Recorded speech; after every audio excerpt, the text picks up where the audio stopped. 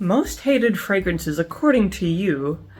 I, a little while ago, did a little poll on my channel asking some of you which were your least favorite fragrances. And I have a small list that I've compiled from your responses. So specifically, this is men's fragrances, and I will do another one for most hated women's fragrances according to you, a separate video.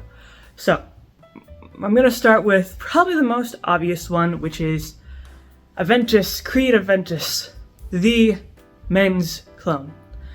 A few years ago, this was the thing to wear for men. Coming from a high quality fragrance brand like Creed, it's been around for more than 100 years. The thing about Aventis, I think the reason why it's so hated now is it has become a shadow of its former self. It used to be super strong, super just intense, delicious, but according to what I hear from most people these days, Creed Aventis has gone downhill. It is quite a bit weaker than it used to be. Also, it's gotten way more expensive. It is several $100s, and most people do not want to spend that much money on a fragrance that has gotten weaker with time. Also, it has become a little bit oversaturated. You know, since it became so popular, more and more people started wearing it. So it's not really the staple that it once was, the kind of go-to luxury fragrance. It is a pretty fresh, kind of natural fragrance with some fruit notes, some wood notes, some ambergris, you know, these very luxurious notes. But again, it's weaker now, it's more expensive, you get less per bottle, you know, corners have been cut, so it's definitely not as good as it used to be, and again, it's oversaturated. So not the best option anymore. Then, another one that quite a few people seem to really dislike and hate is Paco Rabanne 1 Million. 1 Million is a very popular kind of clubbing fragrance, maybe a party or evening fragrance, very strong. Kind of on the sweeter side, has some fruit notes like grapefruit and orange, and then it has some spice notes, and then it also has some leathery wood amber notes. So it's pretty strong, you know, it will last a long time.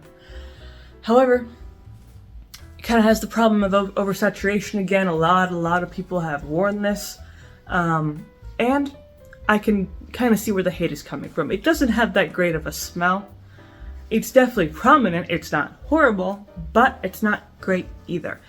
It's kind of just like too in your face, too like I'm showing off, look at me, you know, that sort of thing. So, not great, could have a better kind of combination of scents. It just kind of doesn't, it's kind of like a meh sort of fragrance, not great.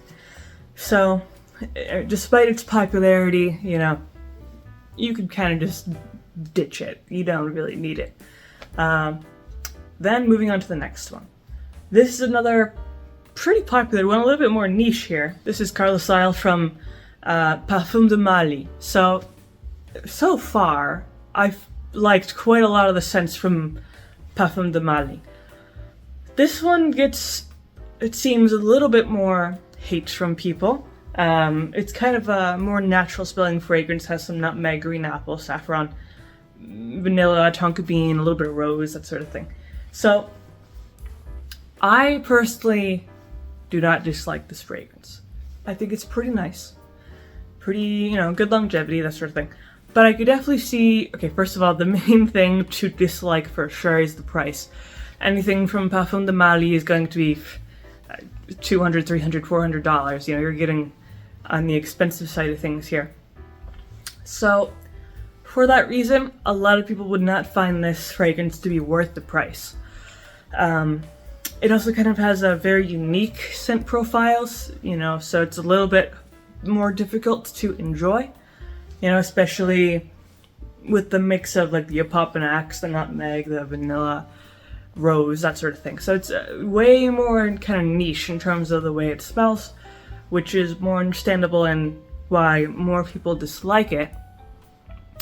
But again, I would not say it's a bad fragrance. I like it. I enjoy it. If it was cheaper, I would definitely like it. You know, take off $100, $200 because it is very expensive. But I personally don't think it deserves too much hate, you know, just for the way it smells. I don't think it's too bad, but it does definitely have a certain level of dislike here in the community. So, moving on then from one that I absolutely disagree with, I have to say. This is Gentle Fluidity Silver. I do not remember who said they disliked Gentle Fluidity Silver, but I disagree. I disagree. Every time I bring this up, I really enjoy it.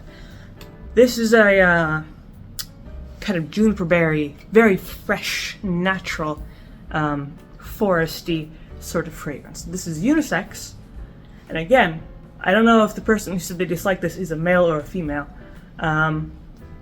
If it was a female, maybe because it's unisex, but it's definitely more on the male side of things. In terms of its freshness, its coldness, that sort of thing. But I definitely do not think this is a bad fragrance. I definitely think this is a really good fragrance for those who enjoy fresh, natural things. But of course, everyone has their own opinions. So another thing to dislike, specifically, if I'm gonna really point something out, it is expensive. You know, anything from this brand will be expensive. So that's kind of a big downside there. But besides that, I personally don't see anything wrong with it. It's a nice, fresh fragrance there. Then, moving on from this one, Acqua di Gio Profondo. I, in my previous videos, have said that I personally am not a big fan of the regular Acqua di Gio because it is kind of faint and kind of typical. You know, a lot of people wear it, so it's not anything special. Now, the Profondo is meant to be, of course, profound, deeper, stronger. Similar notes, bergamot, aquatic notes, the same rosemary notes, some herbs, green notes, musk, things like that. Very similar notes to the original Acqua di Gio. This is just a little bit more intense, a little bit stronger. I mean, it's still not the strongest fragrance in the world, but it is stronger than the original, so that's a bonus. Still a little bit of a problem on longevity, but, you know, you can't really... Light fragrances like this can never be 12-hour long fragrances. Never. That's just how they work, those notes. They're too light. It is an improvement from the original. But, you know, there is still a lot to be desired. It has less notes than the original, so it's not quite as complex. But, it's kind of like a neutral, sort of fragrance. I don't hate it. I don't like it either. It's just kind of, again, middle ground here. A little bit better than the original, that sort of thing. And that is my list of kind of the top fragrances that you guys seemed to dislike. So again, I'm going to do another video around this premise, but with female fragrances for another video. So if you enjoyed this video, of course, you can leave a like or subscribe, maybe leave a comment if you have something to say. And I make videos throughout the week, so stick around for those.